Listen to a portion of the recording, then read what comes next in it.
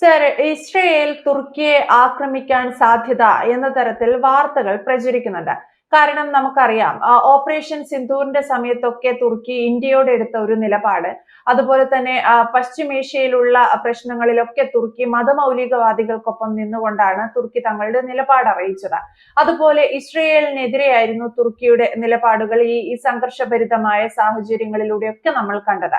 അപ്പോൾ ഇസ്രയേൽ ഇതാ തുർക്കിക്കെതിരായി ആയുധങ്ങൾ കോപ്പുകൂട്ടുന്നു, അല്ലെങ്കിൽ ഒരു സംഘർഷത്തിനായി ഇസ്രയേൽ മുതിരുന്നു എന്ന തരത്തിൽ വാർത്തകൾ പുറത്തു വരുന്നു. അങ്ങനെ ഇസ്രയേലും തുർക്കിയും തമ്മിൽ ഒരു സംഘർഷത്തിലേക്ക് പോവാനുള്ള ഒരു ഉണ്ടോ? ഒപ്പം ഞാൻ ഈ പറഞ്ഞതല്ലാതെ മറ്റെന്തൊക്കെയാണ് ഇസ്രയേലിനെ തുർക്കിക്കുമേൽ ചൊടിപ്പിച്ചിരിക്കുന്ന കാരണം? ഇപ്പം ഈ ഇസ്രായേൽ നിരന്തരമായിട്ട് യുദ്ധത്തിലാണ്. മിഡിൽ ഈസ്റ്റിലെ യുദ്ധം അത് ഇറാനുമായിട്ട് കഴിഞ്ഞു. അതിനുശേഷം ഇപ്പൊ സിറിയയിലേക്ക് ഇസ്രായേൽ ആക്രമണം നടത്തിക്കൊണ്ടിരിക്കുകയാണ് കഴിഞ്ഞ ഒരാഴ്ചയായിട്ട്. അതിനകത്ത് സിറിയയിൽ ഇപ്പൊ ഉണ്ടായിരിക്കുന്ന ഗവൺമെന്റിന്റെ ഭാഗമായിട്ടുള്ളതും, അല്ലെങ്കിൽ അവിടെ ഈ പറയുന്ന ഇസ്രായേലിനെ ഉപദ്രവിക്കുന്ന പ്രോക്സികൾ അല്ലെങ്കിൽ ടെററിസ്റ്റ് ഗ്രൂപ്പുകളുടെ ഭാഗമായിട്ടുള്ളതും, അവിടെ ഇസ്രായേലിന്റെ ഭാഗമായിട്ടിരിക്കുന്ന പ്രദേശങ്ങൾ ഇസ്രായേലിന് ബുദ്ധിമുട്ടുള്ളതുമായിട്ടുള്ള ചില കാര്യങ്ങൾ കൊണ്ടാണ് ഈ ആക്രമിക്കുന്നത്. അതായത് അവർക്ക് ആ രാജ്യത്തിന് ത്രട്ട്, അല്ലെങ്കിൽ ആ രാജ്യത്തിന്റെ മുന്നോട്ടുള്ള പോക്കിന് പ്രശ്നം, ആ രാജ്യത്തിന് അവരുടെ രാജ്യത്ത് ജനതയ്ക്ക് ജീവിക്കാൻ പറ്റാത്തൊരവസ്ഥ, അങ്ങനെയുള്ളവരെയാണ് ഇസ്രായേൽ ആക്രമിച്ചുകൊണ്ടിരിക്കുന്നത്. അപ്പൊ അതിനകത്ത് നമുക്കറിയാം, അപ്പൊ ഇതിനകത്ത് ഇപ്പം വരുമ്പോൾ ഇസ്രായേൽ ആക്രമിക്കുമ്പോൾ ലോകത്ത് എല്ലാ രാജ്യങ്ങളും ഈ പറയുന്നത് പോലെ ഇസ്രയേലിന്റെ ഭാഗമായിട്ട് നിൽക്കുന്നു. GCC രാജ്യങ്ങളൊക്കെ നിൽക്കുന്നുണ്ട്. അമേരിക്കയുടെ ഭാഗമായിട്ട് നിൽക്കുന്നത് കൊണ്ട് മാത്രവുമല്ല, ഈ പറയുന്ന ഇറാൻ എന്ന് പറയുന്ന രാജ്യം, ഈ GCC രാജ്യങ്ങൾ, സൗദി അറേബ്യ ഉൾപ്പെടെയുള്ള രാജ്യങ്ങൾക്ക് പലവട്ടം ഈ പറയുന്ന ഹൂത്തികൾ ഇവരുടെ പ്രോക്സികളാണല്ലോ. ഹമാസ് ആയാലും ഹിസ്ബുള്ള ആയാലും ഹൂത്തികളായാലും ഒക്കെ ഉണ്ടാക്കുന്ന ബുദ്ധിമുട്ട് കൊണ്ട് ഇറാൻ എന്ന് പറയുന്ന രാജ്യം ഈ പറയുന്ന മുസ്ലിം രാജ്യമാണെങ്കിൽ പോലും മറ്റ് മുസ്ലിം രാജ്യങ്ങൾക്ക് കൂടി ബുദ്ധിമുട്ടുണ്ടാക്കുന്നതും ത്രെട്ടായിട്ടുമുള്ളത്. അതുകൊണ്ടാണ് ഈ അമേരിക്കയുടെ ഭാഗമായിട്ട് അവരുടെ ബേസ് കൊടുത്തും, അല്ലെങ്കിൽ അത്തരത്തിൽ ഈ ഒരു കൂട്ടായ്മയുടെ കൂടെ മിഡിൽ ഈസ്റ്റിൽ ഈ പറയുന്ന മുസ്ലിം രാജ്യത്തിന് ഇറാന്റെ കൂട്ടായ്മയോ അല്ലെങ്കിൽ അവരുടെ രീതികൾക്കോ നിന്നു കൊടുക്കാതെ മുസ്ലിം രാജ്യങ്ങൾ പോലും അമേരിക്കയ്ക്കും ഇസ്രായേലിനും കൂട്ടുപിടിച്ച് നിൽക്കുമ്പോൾ, നാറ്റോ രാജ്യമായിട്ടുള്ള തുർക്കി നമുക്കറിയാമല്ലോ, അവന് ശകലം ഈ പറയുന്നത് പോലെ ചൊറിച്ചിലുള്ള രാജ്യം, പറയാതിരിക്കാൻ തോക്കാന്നേലും നമുക്ക് ആ ഭാഷ തന്നെ ഉപയോഗിക്കണം. ചൊറിച്ചിൽ കണ്ടായിരുന്നല്ലോ.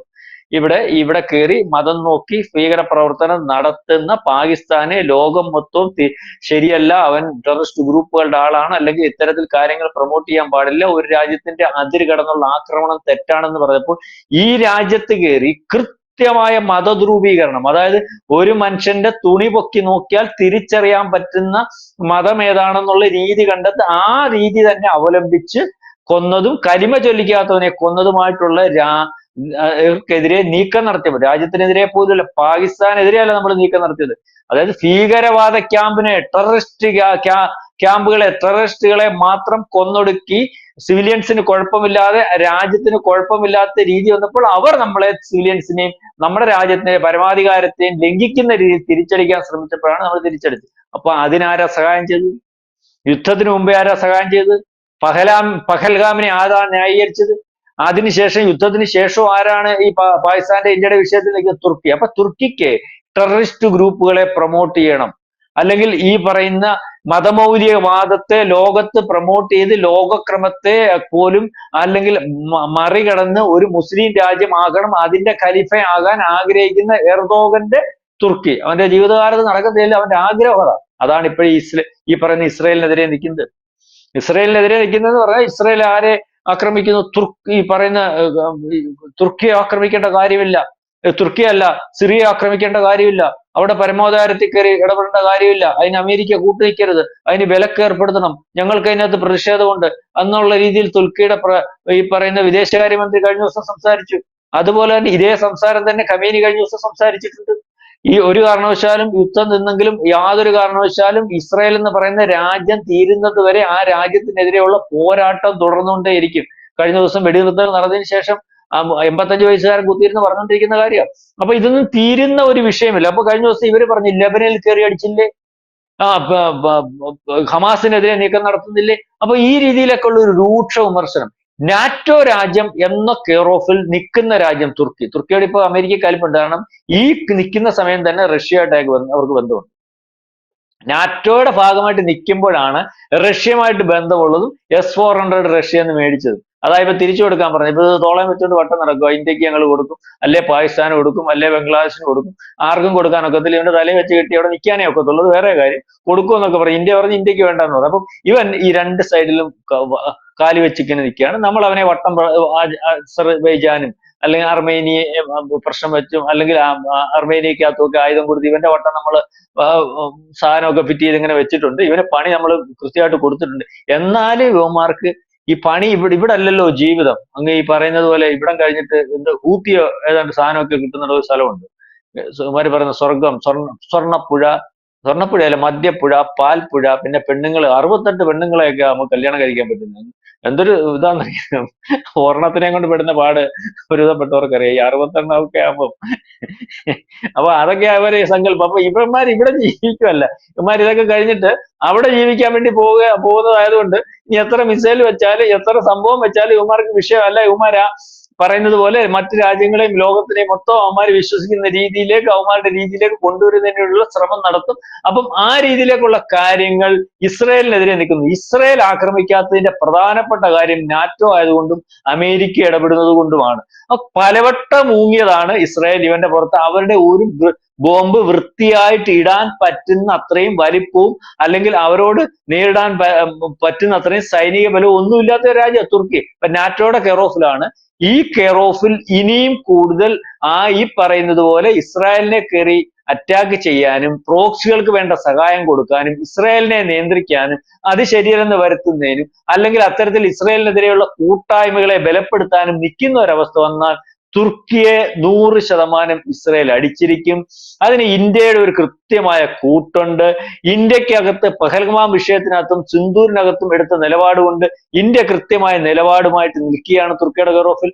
അതിനകത്ത് വേണ്ട സപ്പോർട്ട് അന്നേ കൊടുത്തിരിക്കുന്ന രാജ്യമാണ് ഇസ്രായേൽ. ഇപ്പോൾ ഇസ്രായേലിന്റെ വിഷയത്തിൽ തുർക്കി ആക്രമിക്കുന്നതല്ല, സിറിയയെ ആക്രമിക്കുന്ന വിഷയത്തിൽ തുർക്കി എടുക്കുന്ന നിലപാടിനകത്ത് ഇസ്രായേൽ ഈ സിറിയയ്ക്ക് ശേഷം ഒരു പക്ഷേ തുർക്കിയെ ആക്രമിച്ച് ഒരു പരുവത്തിലാക്കാൻ അല്ലെങ്കിൽ തുർക്കിയെ തീർക്കാനുള്ള ഒരു ശ്രമമുണ്ട്. അത് ഇസ്രായേൽ ആഗ്രഹിക്കുന്നു. അപ്പൊ പറഞ്ഞതുപോലെ ഈ തുർക്കി എന്ന് പറയുന്ന രാജ്യം ഇസ്രായേലിനെതിരെ നടത്തുന്ന വർത്തമാനം അല്ലെങ്കിൽ ഈ രാജ്യത്തുടനീളം ഈ മതമൂല്യവാദികളെയും പ്രോക്സികളെയും രാജ്യത്തുടനീളം അമേരിക്ക അല്ലെങ്കിൽ നാറ്റോ രാജ്യങ്ങൾ പറയുന്ന മുദ്രാവാക്യം, അതായത് മതമൂല്യവാദികളുടെ ടെററിസത്തിനും എതിരെ ലോകത്തെ അണിനിരത്താനും അല്ലെങ്കിൽ അത്തരത്തിൽ മതമൂല്യവാദത്തെയും ഈ ടെററിസത്തെയും ഒക്കെ ലോകത്തിന്റെ നെറുകയിൽ നിന്ന് മാറ്റാനും നിൽക്കുമ്പോൾ അതിനെ ഉൾക്കൊള്ളുന്ന അല്ലെങ്കിൽ അത് പ്രൊമോട്ട് ചെയ്യുന്ന പ്രോക്സികൾക്ക് പണം നൽകുന്ന പ്രോക്സികളെ പ്രൊമോട്ട് ചെയ്യുന്ന പഹൽഗാം ശരിയാണെന്ന് പറയുന്ന ഇസ്രായേലിനെതിരെയുള്ള കടന്നുകയറ്റം ഹമാസിൻ്റെത് ശരിയാണെന്ന് പറയുന്ന അല്ലെങ്കിൽ ഹിസ്ബുള്ളയുടെ ശരിയാണെന്ന് പറയുന്ന ഹൂത്തികൾക്ക് ഫണ്ട് കൊടുക്കുന്ന ഇത്തരത്തിലുള്ള ഒരു രാജ്യമായിട്ട് തുർക്കി മാറിയിരിക്കുന്നത് പലവട്ടം പറഞ്ഞിട്ടുണ്ട്. പക്ഷെ ഇതിനകത്ത് ഈ പറയുന്ന ലോകത്തെ മുഴുവൻ ഇസ്ലാമികവൽക്കരിക്കാൻ അല്ലെങ്കിൽ അതിന് സഹായമായിട്ടുള്ള ടെററിസ്റ്റുകളെ പ്രൊമോട്ട് ചെയ്യുന്ന രാജ്യമായിട്ട് നിൽക്കുമ്പോൾ പോലും മറ്റ് രാജ്യങ്ങൾ പ്രധാനമായിട്ടും ഒരുപക്ഷെ ഇന്ത്യയെ ഡയറക്റ്റ് ആക്രമിക്കാൻ വരാത്തതുകൊണ്ടാണ് ഇന്ത്യ ആക്രമിക്കാത്തത്. ഇപ്പം ഈ പറയുന്ന ഇന്ത്യ മറ്റ് പല രീതിയിലും അത് നയതന്ത്ര രീതിയിലുള്ള തീരുമാനങ്ങളൊക്കെ എടുത്തിട്ടുണ്ട്.